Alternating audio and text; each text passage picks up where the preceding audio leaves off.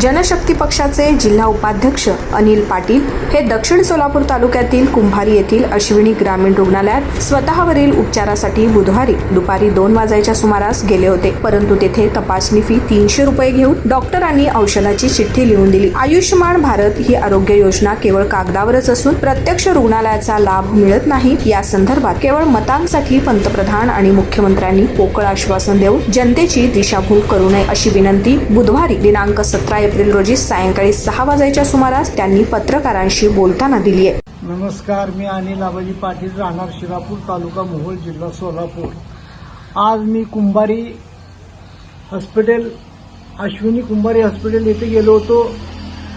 आयुष्यमान भारत योजनेतून लाभ घ्यावा म्हणून मी गेलो होतो, परंतु आयुष्यमान भारत ही फक्त घोषणा कागदावरची दिसून येत आहे।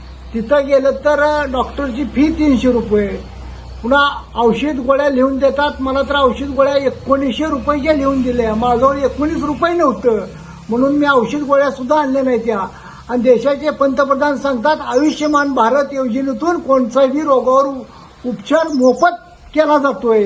देशाचे पंतप्रधान सांगतात आयुष्यमान भारतचा गौगोवा करतात। आयुष्यमान भारत 5 लाख रुपये गोरगरीब जनतेला दिलासा म्हणून असा उपयोग करून घ्या म्हणून पंतप्रधान सांगतात।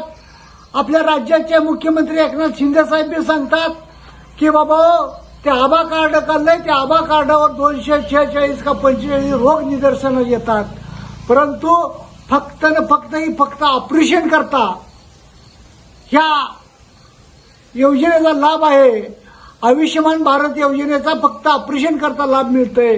ही जनतेची दिशाभूल करण्याचा प्रयत्न सरकार करतोय।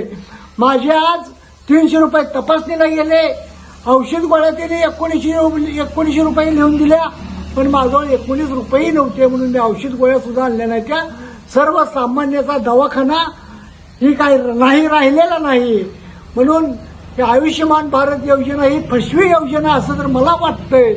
मी आज त्या योजनेचा लाभ घेण्यासाठी गेलो, पण ही फसवी योजना आहे। परंतु देशाचे पंतप्रधान सांगतात, प्रत्येक भाषणात सांगतात, भाइयों बहनों 5 लाख के लिए तुमको दवाखाना मोफत दे रहे। अरे कशाचा 5 लाख?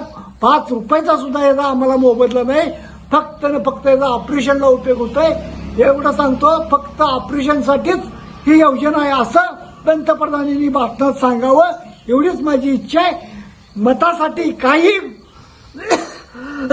मतं घेण्यासाठी काही पोकळ आश्वासन पंतप्रधानांनी मुख्यमंत्र्यांनी देऊन ह्या योजनेचा लाभ फक्त ऑपरेशनसाठीच होतो एवढंच सांगावं। जय हिंद, जय महाराष्ट्र।